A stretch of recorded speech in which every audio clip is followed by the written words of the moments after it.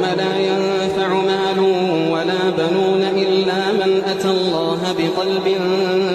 سليم وأزلفت الجنة للمتقين وبرزت الجحيم للغاوين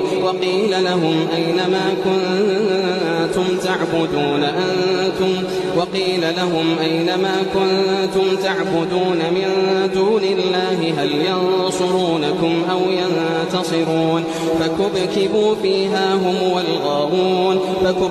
فيها هم والغاوون وجنود إبليس أجمعون